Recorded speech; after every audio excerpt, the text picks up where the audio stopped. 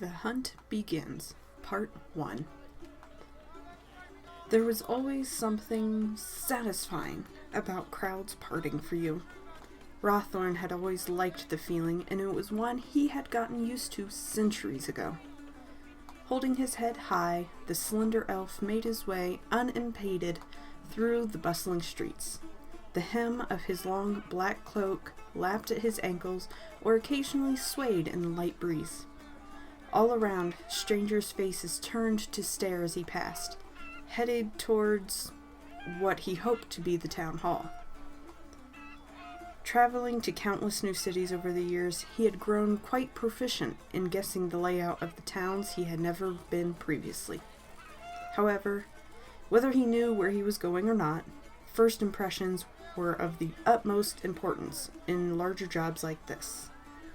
He could not afford to appear as the lost, helpless traveler when the stakes were this high. From what he had picked up on, this tiny, secluded island was suffering quite the demon problem, and that was a problem he could solve. There were few hunters who could help with an infestation of the scale, and none as skilled as him. As Rawthorn entered what appeared to be a market, a building that could only be the town hall came into view. He paused to take in the architecture. Like the island itself, it seemed to be a collage of race standards, not very typical, but pleasing to look at. As he strode forward once more, citizens of every description parted like ship's wake to let him through, though most knew not why. Most of the inhabitants appeared to be human, elven, or dwarven, some a combination. But Rawthorn was also able to pick out a couple orcs, several Khajiit, and other feral racers. What could be a nymph or a fairy, and most odd of all, the occasional canine padding confidently through the streets. So many new cultures, each with their own religions, languages, histories, social constructs. But no time for that now. The large wooden doors swung open easily and silently as he entered the hall. He was pleased to be immediately greeted by a page. "May I assist you with anything today, sir?" The young boy offered with a slight bow. Rawthorn nodded in return. "My name is Rawthorn Finthera, Master of Demonology." The page's eyes widened upon hearing the title. "I wish to meet with King Siegfried. I am willing to wait, though I think it may be in his best interest to speak with me at his earliest convenience," he stated coolly.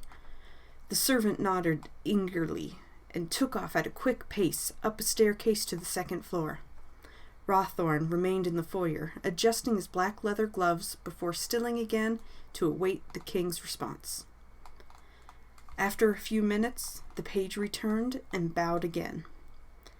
"King Siegfried has agreed to meet with you immediately, Master Finthera," he relayed somewhat breathlessly. Rawthorn smiled at the news. Hopefully, the king would allow him to help. "If you would follow me, please." Rawthorn's eyes casually scanned the hallways as he was led through the building's second floor. The building was strong and, with a little modification, very defensible in a doomsday scenario. Hopefully it wouldn't come to that, though. The young servant stopped before a dark wooden door. "His Majesty's office." He gestured towards the door and left with another bow. Not wasting a moment, Rawthorn knocked on the door. "Enter." A strong voice sounded from inside. With a confident smirk, the elf eased the door open.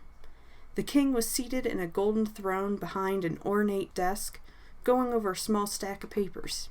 He appeared human, but Rawthorn had heard that Fayley's ruler was anything but.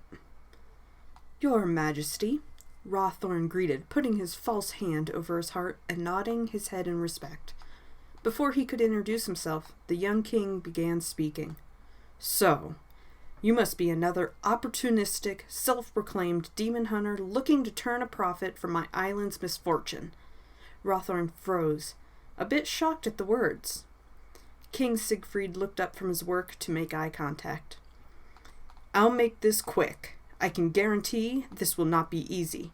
If you are willing to actually stick around and do your job, rather than turn tail at the first sign of danger, I will gladly accept your help.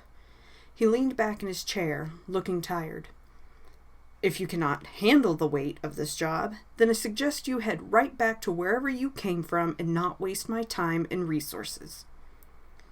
Rawthorn blinked and straightened, lowering his arm.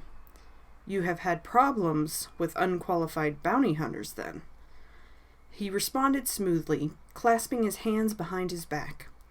The king nodded affirmatively. Less skilled hunters swarmed to jobs like these, like flies, ending up being an inconvenience to everyone. There's not much difference between hunters who hunt for the money and the monsters they kill. They have lost sight of their true mission. Your Highness, I require no payment, only your compliance. He gave a small, cold smile. The king only stared for several moments before inhaling deeply and sitting straighter. You introduced yourself as Rawthorn Finthera, yes? He paused for the elf's confirmation before continuing. I have heard of you, or what you claim to be. You can imagine my surprise when someone of your reputation arrives unannounced. He raised his eyebrows incredulously. Rawthorn smirked. People often doubted his identity if they had heard of him before. I prefer to arrive unanticipated. Many people assume I have high price for my work and refuse to meet with me. I'd rather you hear what I have to say. I am only here to assist in cleaning your island of demons. The king nodded and gestured to the chairs in front of his desk. What is it you want then? He asked as Rawthorn took a seat. I usually do not require much to begin working. A place to stay is generally all I ask. However, he leaned closer to the desk as he thought about the severity of the case. The situation here is significantly more dire than average. In my research, I noticed that there is a suspected devil on the island. Based on the evidence, I would guess you are correct. For this reason, I will need more than my own efforts to purge the demon out of your kingdom. He paused as the king's eyes narrowed in obvious displeasure. I will not send my citizens to their death for the sake of a demon hunt. It is a fool's mission. That had obviously struck a chord. I am inclined to agree with you. Demon hunting is not for the inexperienced. Even given the option, I would not endanger your people that way. Besides, if there is a devil or open portal, every demon we killed would be replaced by 10 more. We need a solution, not vigilante glory seekers. King Siegfried's brow raised towards his hairline. Something about that line seemed to relax the young monarch. Rawthorn put his hand under the strap over his chest and lifted it over his head. The box slung over his back hung heavily from the leather strap, making a dull thunk as he slowly lowered it to the ground. Rawthorn leaned back in his chair, knowing he had won the job, whether King Siegfried knew it yet or not. If I accept your help in resolving this infestation, what would you need from me? The king's face returned to a neutral, if not a little stern, expression. Time to get to work, then. As he exited the town hall, Rawthorn readjusted the heavy case on his back. The cargo within was relatively lightweight, but many layers of protection surrounded it. The box itself was made of hist wood and covered with innumerable occult symbols written in charcoal. The temperature in the market had dropped considerably as the sun began its descent in the sky. The same page who had directed him to the king's office stood before him, ready to lead wherever Rawthorn requested. What's your name, boy? The elf asked as he removed his gloves. As the soft leather disappeared into a pocket, the servant boy's eyes widened, locked on Rawthorn's true silver hand. After a moment, the page blinked several times and tore his gaze away, looking back to the hunter's face. Arnleaf, sir. He responded finally. Rawthorn extended his right hand to the team. Arnleif's eyes widened once more as he stared at the glittering silver medal before he regained his composure and took the hand to shake nervously. No pained reaction. He was clean. "Good to meet you," he said with a smile, warming up a bit. Arnleif smiled a bit as well. "Likewise, Master Finthera." He hesitated before asking the inevitable. If I may, sir, what happened to your hand?" Rawthorn smiled again, understanding. "I lost my entire right arm to an archdemon a little over 400 years ago," he explained. The boy looked shocked. "Oh, I'm sorry." Rawthorn shook his head and chuckled, allowing himself to feel and express emotion now that he had finished working for the day. "It was a very long time ago. I was young and rash. Made some mistakes, but..." He lifted his hand and stretched out the metallic fingers, watching how the true silver shined in the sunlight. "Not all bad came from it." He dropped his hand and met the teen's eyes again. "Would you mind showing me to an inn, Arnleif? Time to relax for a few hours."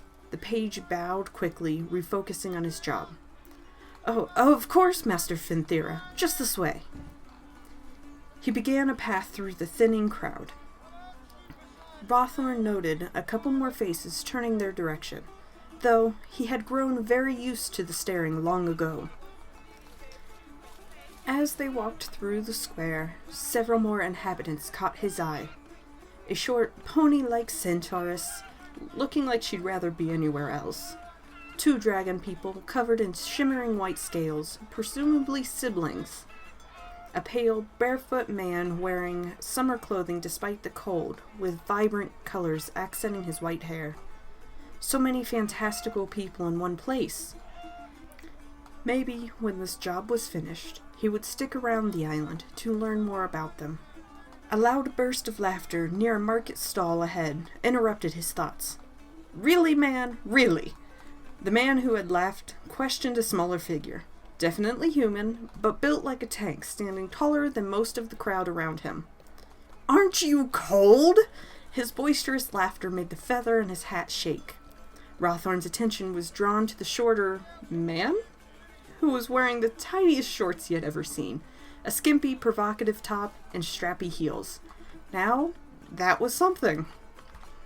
"Of course not. Can't even feel the temperature when I look this hot," the blonde man retorted with a light Bosmeric accent. Rawthorn's eyebrows raised in amusement as the elf began posing and turning in a slow circle. "Plus, a hoe never gets cold," he practically sang. Rawthorn laughed aloud just as the dainty man turned to face his direction, drawn by the sound. There was something familiar about his face. The Bosmer man beamed at him, still holding his pose. Without missing a beat, the elf lifted his hand to his mouth and blew him a kiss. Not one to miss the chance to flirt, Rawthorn smirked and winked playfully. The stranger's eyes lit up and he grinned, turning back to the other man with no shortage of flair, and started talking more quietly. Rawthorn's helper, who had been watching the strange pair with him, turned to make eye contact with the hunter, a confused but humorous look on his face. That would be Master Dragonbane. Rawthorn had to fight to contain his shock, but his face still dropped. "Apologies for his, eccentric behavior. We've mostly just grown used to it." "It's no problem. He seems fun." Rawthorn put on a false smile, while his mind turned over and over. Dragonbane was quite a renowned name, but it was a human name. The man on the street was definitely a Bosmer, so was he... No, he couldn't be. What would he be doing on this tiny island? Rawthorn looked back to the stranger. Pale, blonde hair, fair skin, intense orange eyes, built just like Pyria. It couldn't be. Linador? The hunter's brows knit together. Is this where he had been all these years? Living somewhere no one could ever find him and breaking all contact with his family? Rawthorn's heart sank. He couldn't blame the young elf, if it was truly him. Linador had left home with no warning decades ago, after the murder of his stepfather and twin brother. Something as traumatic as that could do serious damage on the mind. It had for Pyria. Master Finthera? Rawthorn snapped back to attention at the sound of Arnleif's voice. Would you like to go to the inn now? The page asked hesitantly, probably wondering why he had frozen in the street. Rawthorn gazed back over at the blonde elf and his companion. Should he go talk to them? Would Linador even recognize him? He sighed to himself. No, he could find out more later. Right now, he needed to rest until nightfall. If you wouldn't mind, he responded at long last to his escort. Arnleif bowed once more and began walking through the market again. It would have been much more ideal to have some more information to go on before starting observations, but there wasn't much. It seemed the people of Fayley Island had just rolled over and accepted their fate. There were a bit of research notes on the different types of demons plaguing the island, published when the infestation started, but there was not much. Rawthorn already recognized the species they mentioned, so they hadn't had to do any additional research quite yet. So for now, Rawthorn scanned the small island town stretching out below him. His eyes moved from street to street, simultaneously mapping the town and keeping on the lookout for suspicious movements. He adjusted his footing slowly and smoothly to face the next cardinal direction.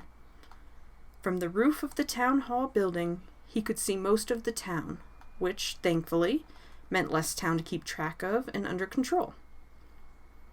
The elf's copper eyes darted around, taking in the darkening buildings in an almost chaotic-looking manner.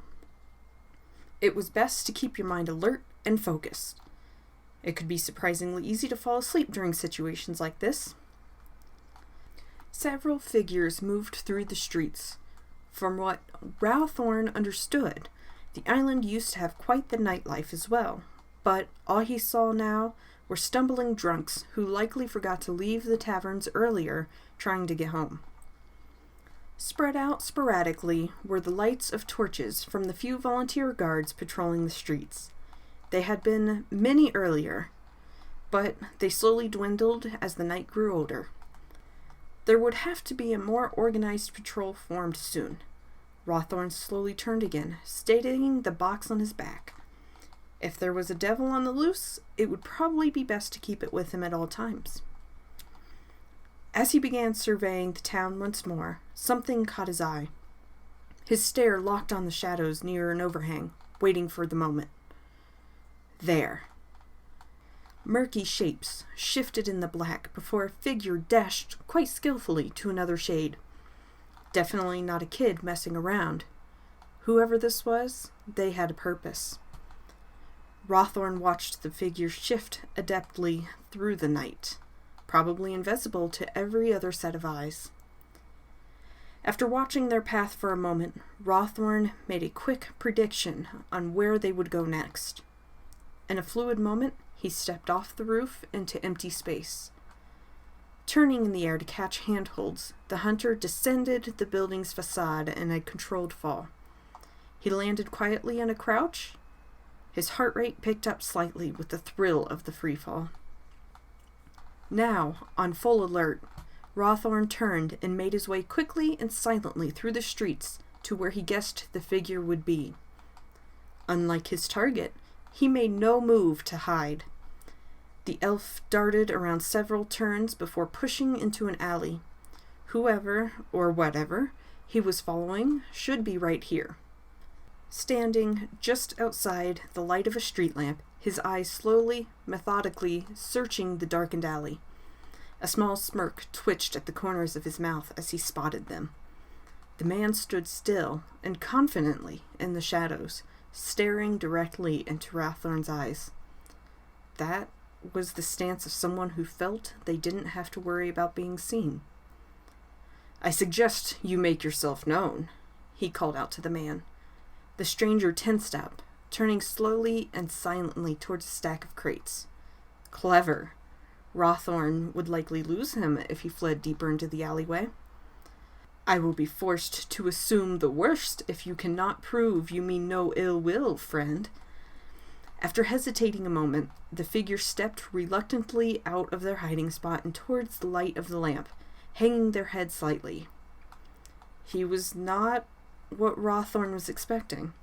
He was smaller in stature than the elf was expecting, and dressed rather strangely in jeans and a floral printed sweater.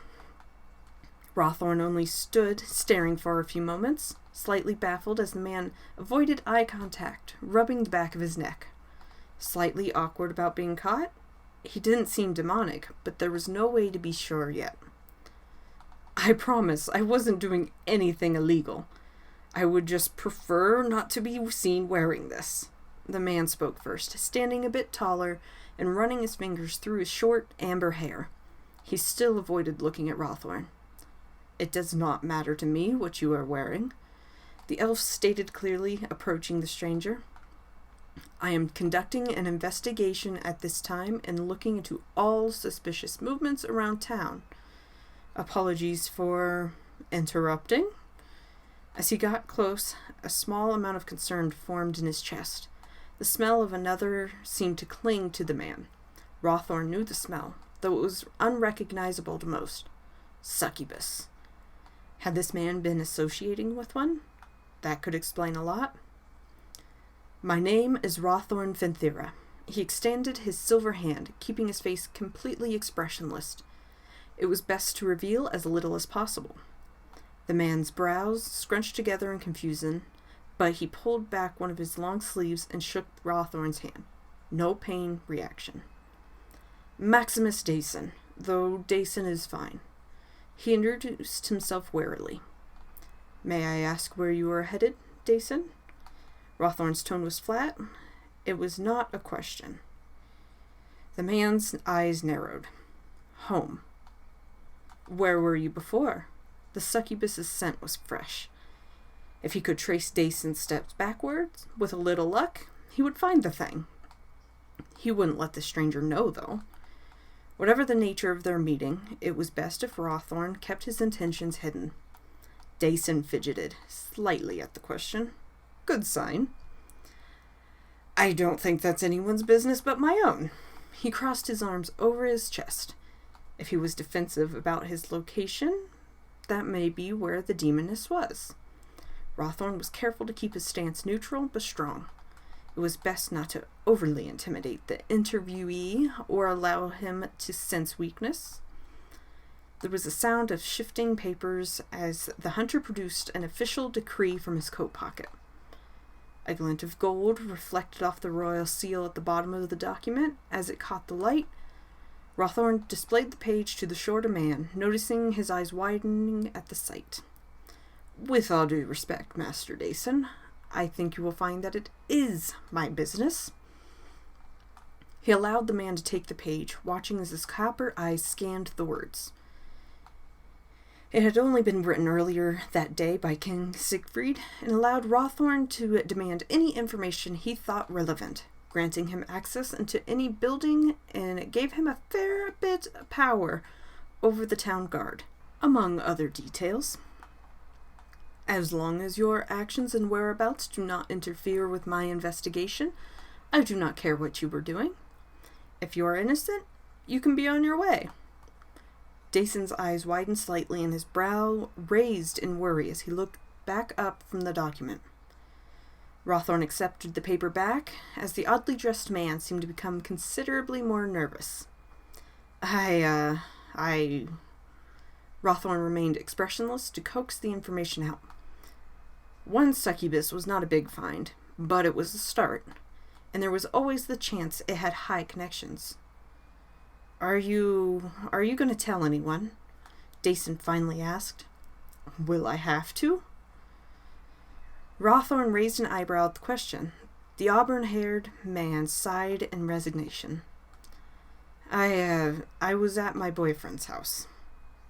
Boyfriend? Maybe he had met the demon earlier?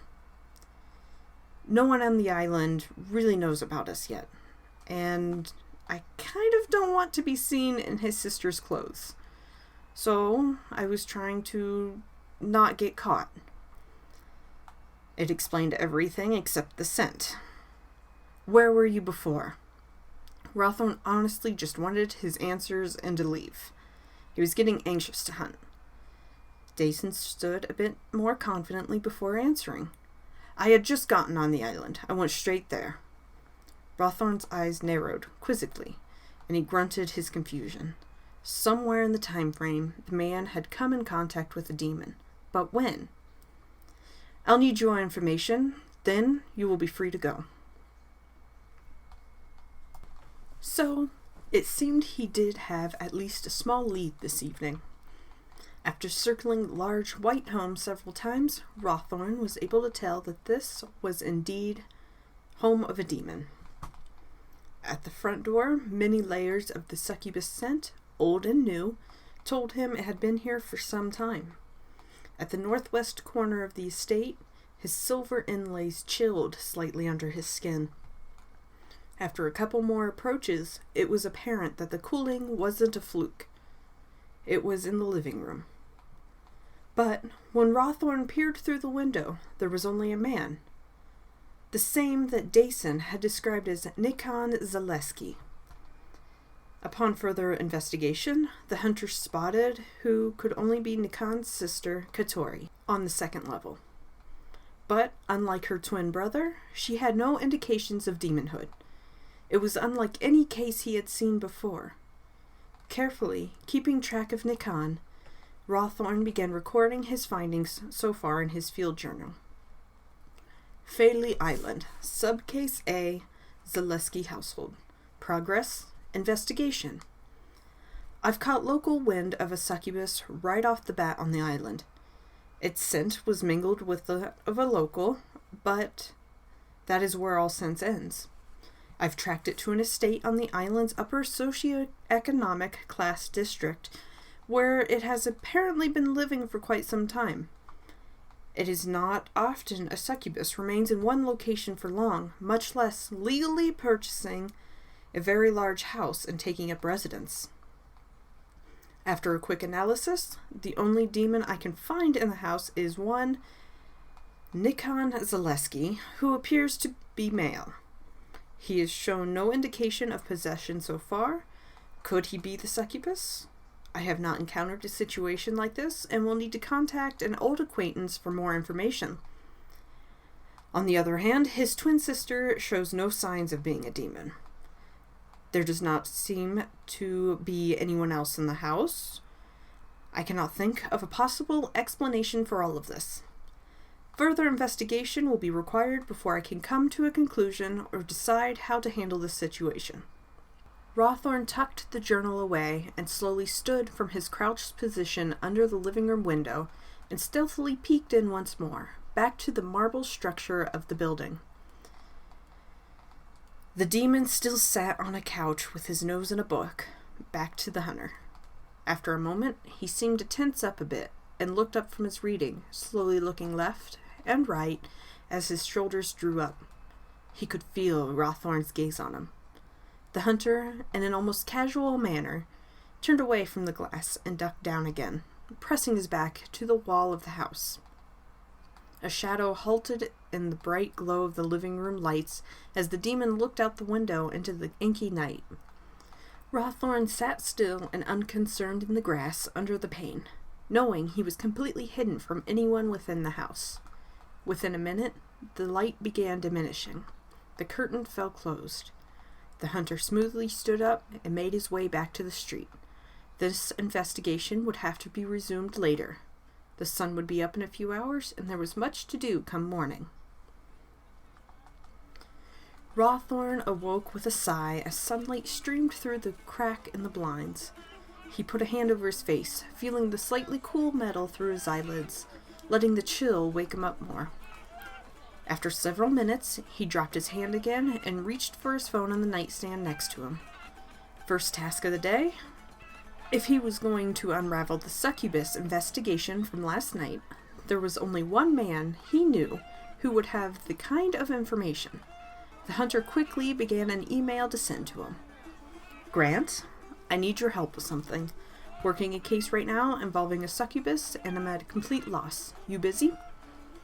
He boosted himself off the mattress and hit send before starting to get ready for the day. After letting his hair down and brushing it out, Rawthorn went to work lacing the extensive corset piercing going down from his neck to his chest. A 3-tone chime sounded from his sheets as he set the silver chain with a small, lightweight charm. Send pics, then we'll talk. Rawthorn rolled his eyes at the message, but couldn't help smirking a little. How like Grant to say that. He ran his fingers through his bangs and opened the camera on his phone. The shutter snapped several times after Rawthorn flipped the lens off. He sent the pictures, followed quickly by all the information he had gathered last night, then continued getting dressed. There was a lot of work to be done. After several minutes, he had finished changing into his work clothes and packed away the weapons he thought would be best for this job. His silver elven blades at his hip, several blessed throwing knives around his thigh, a pouch full of holding scrolls on his belt. The hunter rechecked he had everything before slinging the charcoal-marked box over his shoulder. The sound of cut amethyst stones falling against each other sounded from inside its padded walls. As he exited the room, his phone chimed again. I don't know, man. You sure he's a succubus? My best guess would be he's purified, but if you were able to sense him, that's out of the question. Weird he's a he, too. Never heard of a trans succubus, and I know a lot about succubus. Rawthorn shut the door behind with a little more force than necessary, sending his next message as he made his way back to the town hall. Come on, Grant. You're the biggest pervert, and have more experience with incubus and succubus than anyone I know. If you can't figure it out, who would I even ask? A cloud of water vapor puffed out in front of the hunter in the early morning air as he huffed, frustrated. It was cold out, but beginning to warm. It wasn't until Rawthorn had reached the hall again and began his descent into the basement library that his phone chimed again. Why don't you ask the demon himself? A slow, almost wicked grin spread over Rawthorn's face. That was an excellent idea. He pocketed the phone and pushed open the library doors. He had learned the librarian here also worked as a record keeper, which could prove invaluable. The spacious room was filled all the way to its high ceilings with ornate, carved bookshelves. Various denizens occupied the spaces between the shelves, looking through the books or carrying reading materials to sturdy tables made of dark wood. Rawthorn strode into the room, walking down the center aisle of shelves, looking for anyone who could be in charge. Down one row, he spotted a man with a large cart of books, slowly putting them in place on a shelf, careful to keep them organized. It seemed like he, at least, might work here. Excuse me, he started. The man whipped around in a mild panic. His eyes were wide behind his thick-rimmed glasses. Rawthorn held up his hand in a peaceful manner as the ashen-skinned stranger caught his breath. I did not mean to startle you. The man adjusted his glasses and smoothed his vest. At a closer look, his gray-green skin and heavy underbite gave him away as an orc. It's no problem, he stammered heavily. A skittish half-orc in a library. This place was unusual. Before Rawthorn could speak again, a high-pitched squeak sounded nearby. With a scrabbling of claws on stone, a wolfhound-sized flurry of black and purple scales came barreling around a corner. Altodeck! I will save you! The dragonling launched itself at Rawthorn. The elf's eyes widened, and he took a step back before the dragonling was halted mid-jump. She immediately relaxed and craned her neck around to the half-orc, who snatched her from her flight. Day, I told you, you can't run in here. Rawthorn's eyes shot up at the scene. A skittish half-orc in a library with a dragon. You were scared. I thought you were in trouble, Altodeck, love. The hatchling cried as she was set down, letting her legs crumple beneath her until she was laying on the ground. I was only startled, but thank you for saving me. The dragon's face lit up as she rolled onto her side, swishing her tail calmly. The half-orc turned back to him. Was there something I could help you with?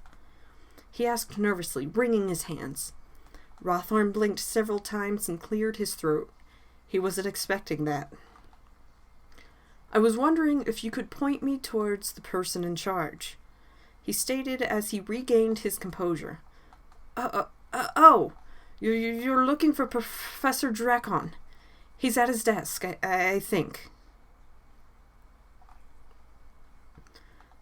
What exactly are you investigating, Master Finthera? The professor finally asked as he led Rawthorn to the records room.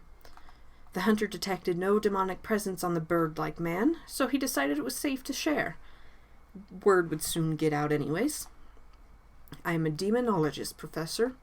King Siegfried employed my help recently in curing the lands of its plague.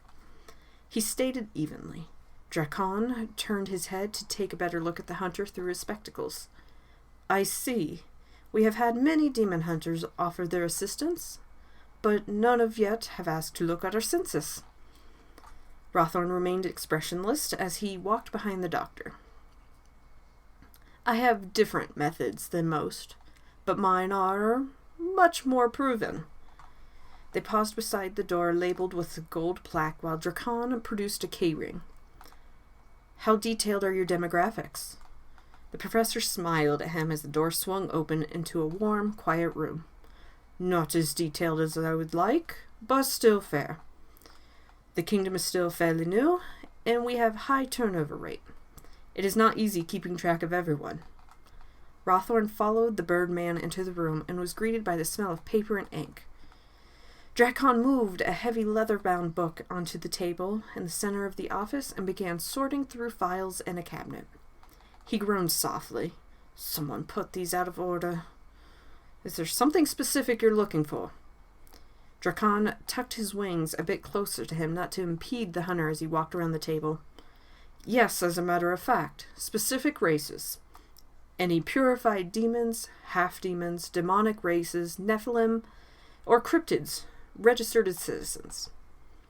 The professor hummed and nodded. Of course. He pulled out several files and replaced them elsewhere in the cabinet. The book before you contains all the new citizens in the last 2 years. You may look through them for anyone matching those descriptions. As for everyone before that, there are only a few, and I can help you there.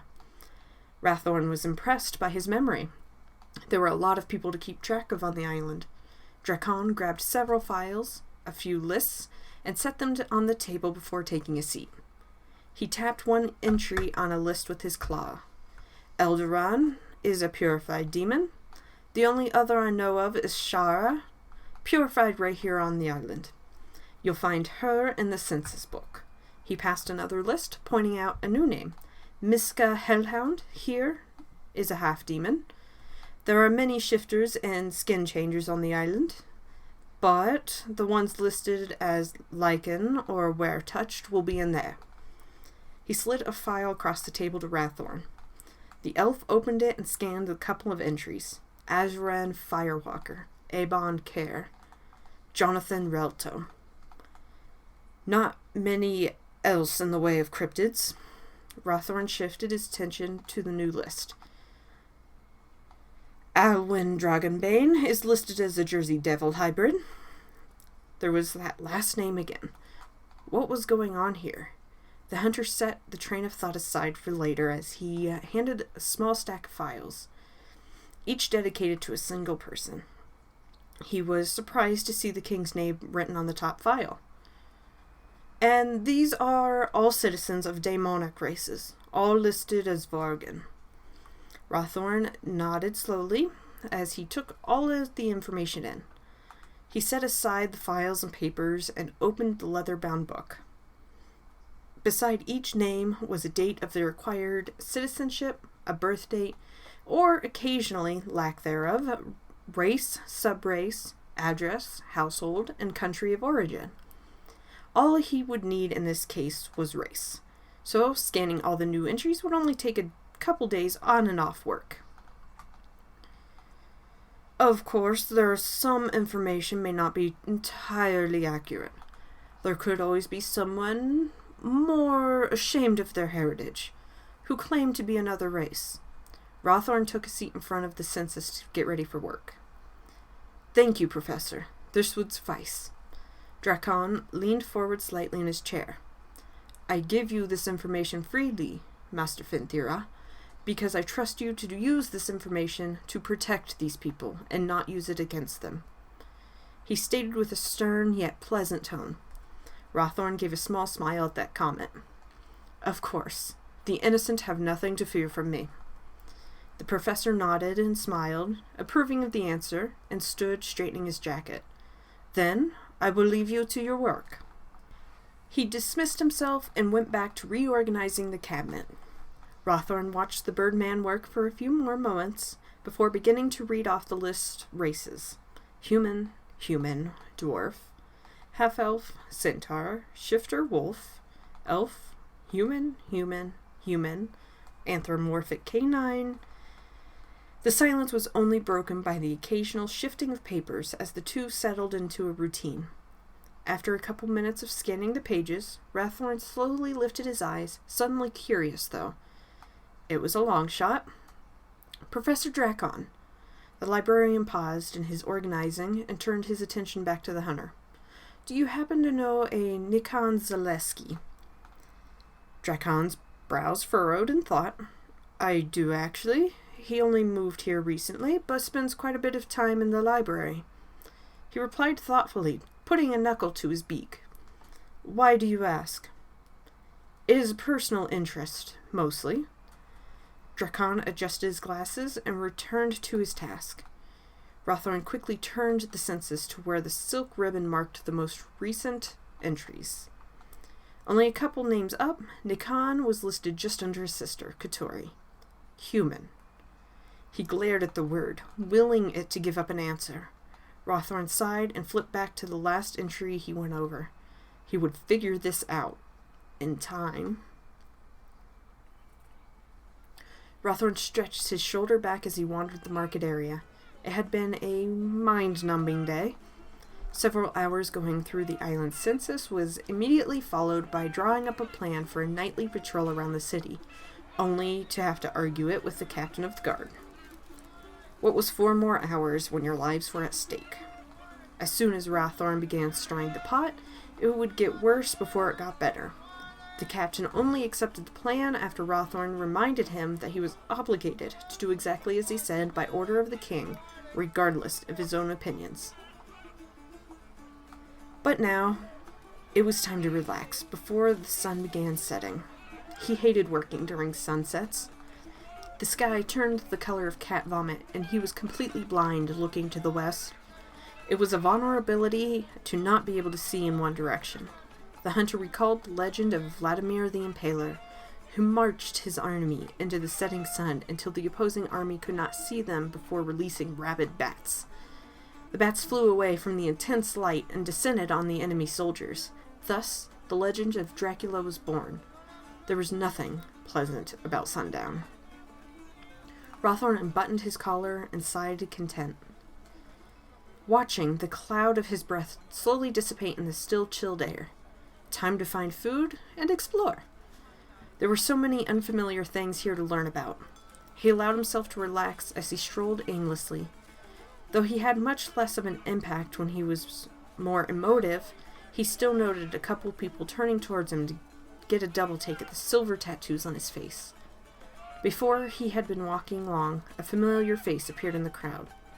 Well, maybe he could uncover the mystery of Nikon Zaleski a bit more before nightfall.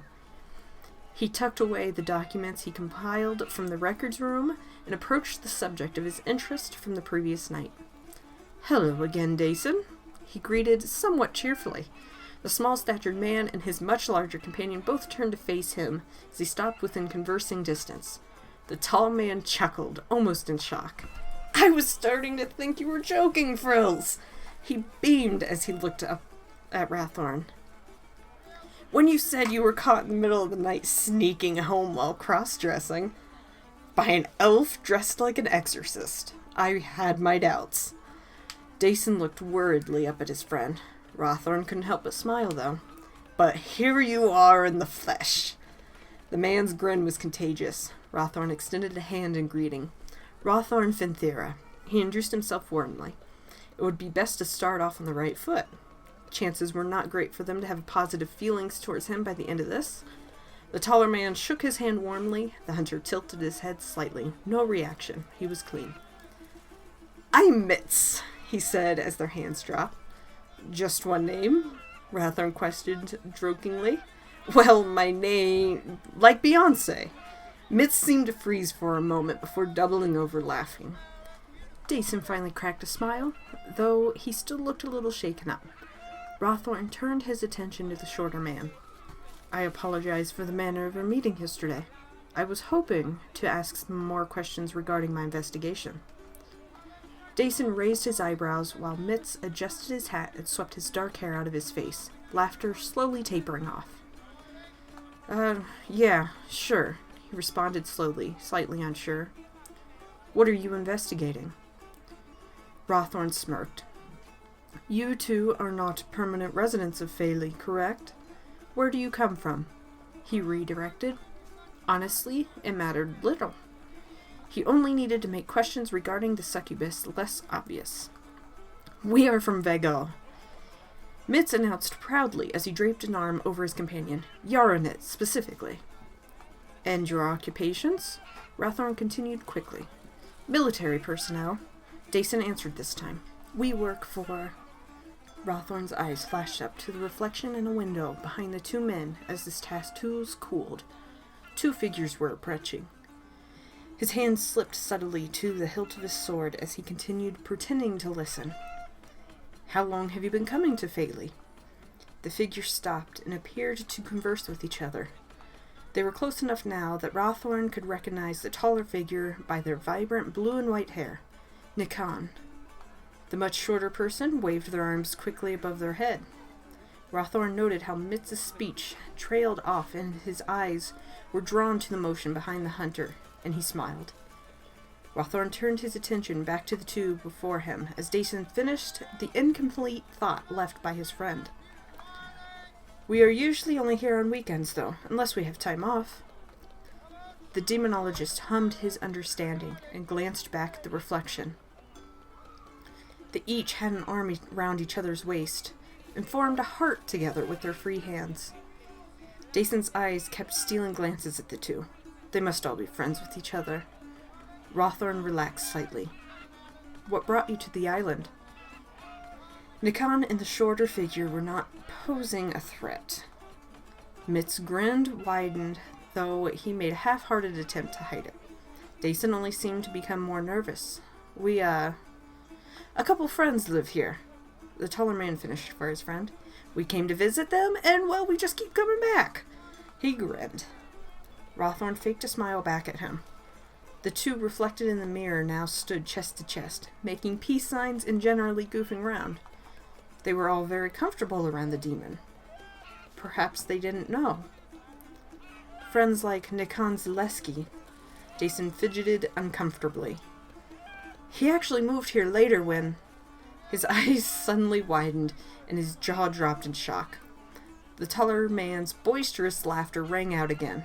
Rawthorn raised an eyebrow as he glanced back up at the reflection. The shorter figure had seized Nikan by his collar and pulled him down to plant a huge kiss on him, their legs wrapped around each other.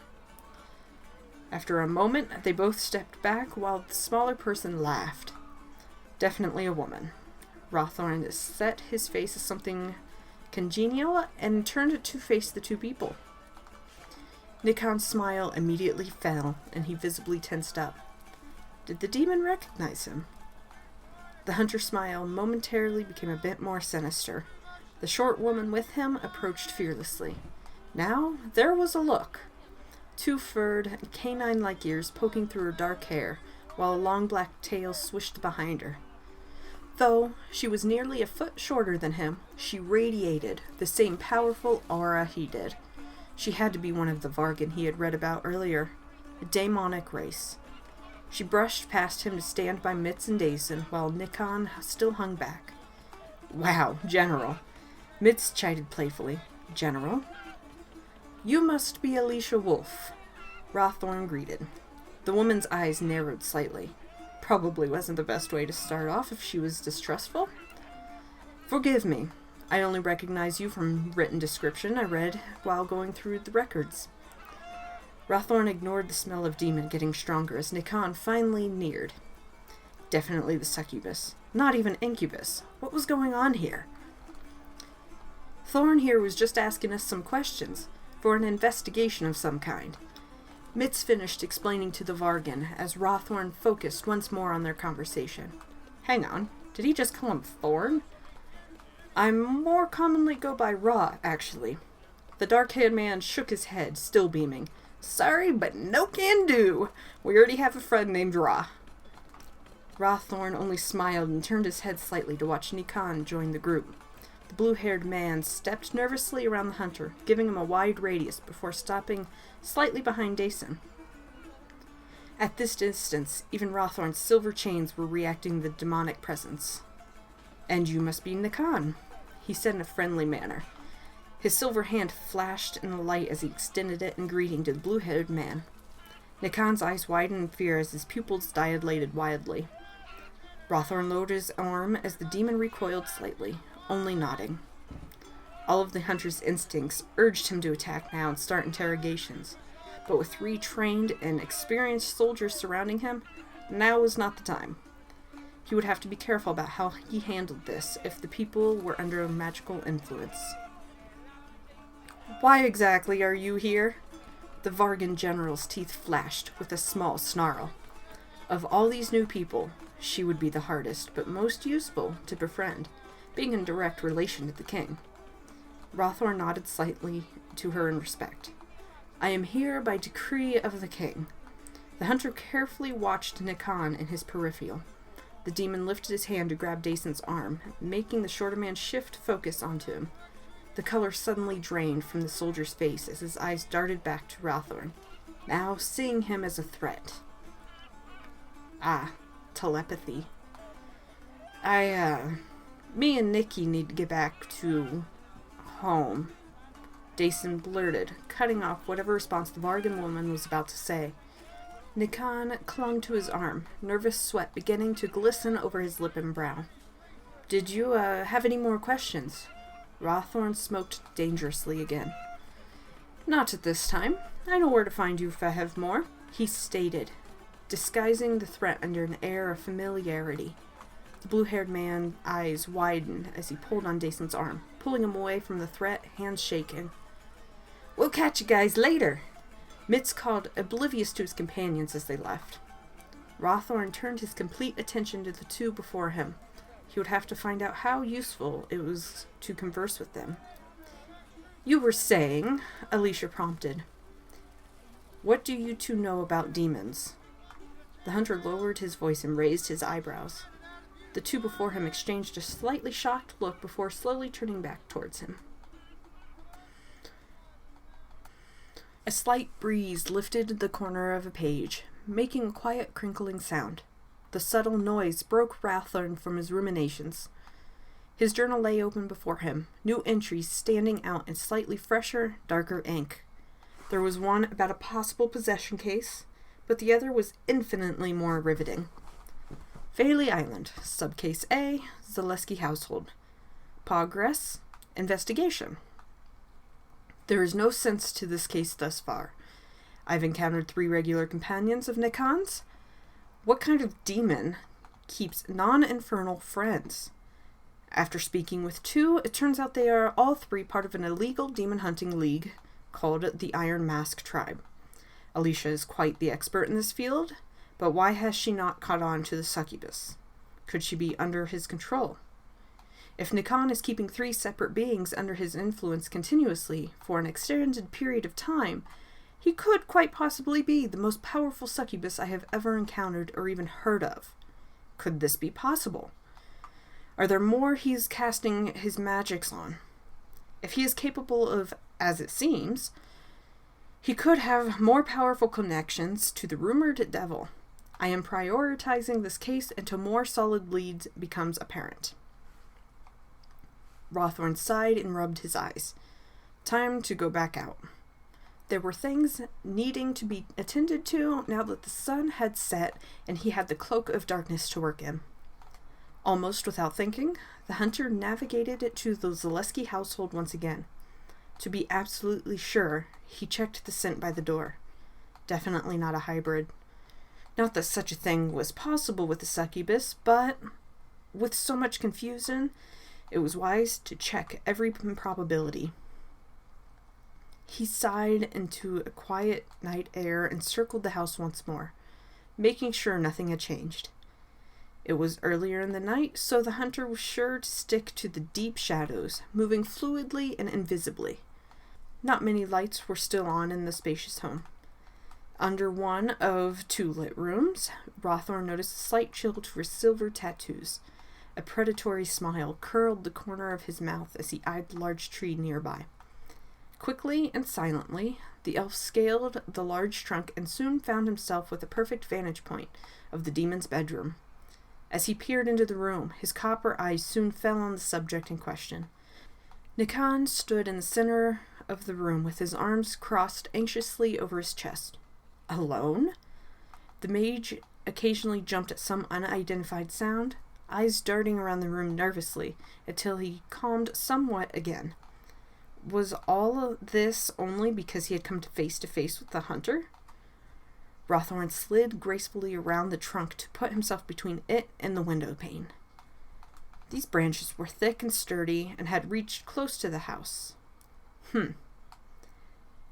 That was a jump he could make with little sound. Maybe he'd be able to question the succubus alone quicker than he thought. Before the hunter could begin moving, Nikan was joined suddenly by another. Dason appeared in the doorway. Rawthorn leaned back against the tree trunk as he watched the amber-haired soldier begin talking with him. He would have to get the demon alone some other time. For now, Dason put his hand on the mage's arm as they spoke, gesturing towards the doors and windows, apparently trying to comfort or reassure him. No, they couldn't have that now. After all, the demon would be more likely to make a mistake or go running back to Master if he was uneasy. Rawthorn slowly wrapped his hand around a small branch, projecting from his perch. Nikan seemed to have calmed significantly, as he now had Dason's arm around him, and his hands on the shorter man's chest. The pair pressed their foreheads together and closed their eyes. This was not typical behavior between a succubus and her consort. No matter. The hunter pulled sharply on the branch.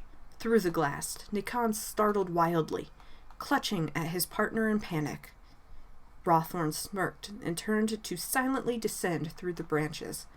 There was nothing more he could do tonight for this case as long as Dason was around, but there was still plenty to do, such as a possession to correct.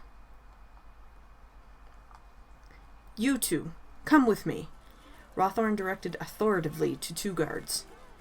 They hesitated before standing and walking to his side as he turned and left the barracks. Though he had some power over them, he lacked their trust and respect yet. This would have to be corrected. Where are we going, sir? One of the guards questioned as they followed closely behind him. We are making a form of an arrest. There is a possession case I need to look into, so I must take the demon and its host into custody until I can exorcise it. The guards hesitated, but quickly caught up again when the hunter did not pause. How do you know he's possessed? One questioned skeptically. Rawthorn exhaled slowly. They asked a lot of questions. He hoped it would not mess with their timing. There are a multitude of tests I have conducted over the last several days until I was able to confirm that. I do not take the diagnosis lightly, so you can be assured I am taking every precaution. As they stepped into the street, people began clearing a path for them. Several people watched as they quickly passed. What kind of test? Rawthorn turned onto the busy late-morning market square. The man they were looking for should be picking up an order of fruit if he stayed true to his schedule. There are many, and not every test works for every kind of demon. sensitivity to certain metals and stones, reactions to specific religious marks. They will also behave differently and may put off certain spells. And there he was, outside the fruit vendor, just as he should have been. The man looked up, sensing eyes on him, and the crowd parted before Rawthorn and the two guards. The hunter stopped a short distance before the possessed host. "Seize him," he ordered coolly. The guards complied immediately. The man dropped the box he was carrying and held his hands up defensively. Wait! He was cut off by the guards grabbing his arms roughly to detain him, dropping him to his knees. "What is this? What are you?" He stopped again as Rawthorn stepped forward. Several shocked gasps and yelps rippled through the now watching crowd as he drew a silver knife, though it was not much more than a letter opener. The man's eyes widened in growing fear. "One last check," the elf muttered. He held the flat of the blade to the man's neck. He instantly began shrieking and recoiled away from the metal. Rawthorn stood again as smoke began rising from the contact. "He's one of them." The two guards' eyes widened, but they gripped the man harder as one placed thick metal handcuffs on him. The crowd began murmuring and gasping again. As Rawthorn put the knife away, he noticed a telltale glint reflected in the man's eyes. He looked at the demon as it almost imperceptibly took over its host. Rawthorn smirked at the creature. "How nice of you to join us," the elf addressed it with a smooth tone. The man's eyes widened before all of his muscles seized and his eyes began rolling back. The demon was trying to separate from its host and leave. "Oh, no you don't." Rawthorn calmly produced a yellow, circular parchment from his belt and wetted it quickly with water from a flask. He quickly pressed the wetted paper to the demon's neck. The demon gasped and slumped, the seal on its neck both trapping it in the host and subduing it for the time being.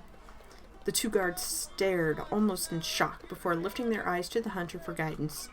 He turned and motioned them to follow. All was success. Just as he heard the distinctive sounds of someone being dragged, a piercing shriek echoed from the crowd. "Papa, no! Where are you taking him?" Thorn paused. He almost didn't want to acknowledge the cry at all. Almost. He turned in time to see a young girl, no older than 8 or 9, breaking through the crowd and freeze up, unsure. It lasted only a moment before she charged for her father, her possessed father. Thorn quickly intercepted her. He couldn't let her near the demon or let her interfere with his capture. The girl struggled against his firm grasp on her shoulders, trying to push past him. "Papa! Papa!" Tears began to stream down her face. Rawthorn clenched his jaw. "Listen!" She suddenly stopped and turned at his commanding tone, as if seeing the hunter for the first time. "Who's here to take care of you?" The child stared in shocked silence. Tears still poured from her glassy eyes. Rawthorn scared the gathered crowd quickly. One more person cried out of all the rest of the gathered townspeople. He locked eyes with her. The woman blinked several times and reached for the child. "Maya!" she called. The girl turned and ran to the woman, grabbing onto her skirt and staring back in the direction of her father. Rawthorn stood, staring solemnly at the distraught pair. He could waste no more time. "I will do my best to return him in one piece." The woman squeaked and covered her mouth with her hand. Without another word, he turned to follow after the guards and his first captive. Frenzied shrieking filled the small, dank room as Rawthorn kept his true silver hand pressed to the side of the demon's face. Its eyes rolled back in pain, and its fingers clawed at the wooden arm of the chair it was roughly tied to. The single guard watching the door recoiled slightly, a look of concern crossing his features. Rawthorn cocked his head at the shrieking demon. He let his silver hand drop, the other still clutching the demon's collar in frustration. "Please!" the creature panted. "I can't. I told you. I don't know anything. I don't work for the devil. I came from his domain. Waste of time, then." The elf let an ungratified snarl bare his teeth. Not only do you find yourself being the absolute scum of the earth, then, but you are in the unfortunate position of being even lower than what the devil scrapes off the bottom of his hooves. In a flurry of temper, he drew his dagger and wound back to strike at him. The demon's eyes widened in fear. Suddenly, flashes of a crying woman and child in the marketplace stilled his hand. He lowered the dagger and took a step back. The demon laughed once, then again. The room was suddenly filled with the erratic, hysteric laughter of a man who narrowly avoided death. "What's wrong, Hunter? Can't bring yourself to wipe your boots off?" Rothorn only scoffed. With a flash, a spray of holy water arced towards the demon, burning it where the droplets landed. The unholy being yelped and let out another, more shaky bout of laughter. "You think a couple Latin words will really get me out of your hair?" The elf only stared coldly back. This had already taken enough time for a full traditional exorcism. He extended one hand to the demon's head. His own script would have to do. "Oasna narium, arot, mamari, hariminita, me, vorutan ra, me, yontu rio." As soon as the words left his mouth, the demon convulsed. His head was thrown back, and its eyes rolled in its skull. Rothorn watched quietly as it made a violent, choking, gagging sound. With a final explosive cough, a black, silky fluid dripped from the man's lips, trailing down the sides of his face until his head rolled forward again. A thick, unnatural silence fell over the room. "What was that?" Rothorn's eyes were drawn to the guard that still stood by the door. A dark and fearful look had overtaken him. The hunter answered simply, "The quick version." He stepped forward towards the unconscious man once more, lifting one of his lids to check his eyes for the reflective flash of demon presence. All clear. "Those words, they didn't sound natural. It was like you were speaking all wrong, and it wasn't natural." Rothorn glanced up at the rattled guard again. The man's brows knotted together in confusion. "You are very perceptive. I was speaking in Infernal, the language of demons. It was not made for mortal ears. I find it works much quicker to speak the demons their own language. They're forced to respect it more than something like Latin." As he spoke, he carefully loosened the bonds on the once possessed man, who groaned softly as he regained himself. "Escort him out, please. I expect his family will be waiting for him nearby." The guard nodded quickly and began helping the man to his feet. Rothorn let himself out of the room. He took in the hallway he now stood in. A few dozen empty cells lined both walls for its entire length. This was the space he had been afforded. The island did not have a large prison, but he would make do with the space he had. Each cell would be prepared to safely hold demons as his investigation progressed to less time-wasting pursuits. The hunter directed a pointed stare at the door behind him before setting off to exit the dungeon.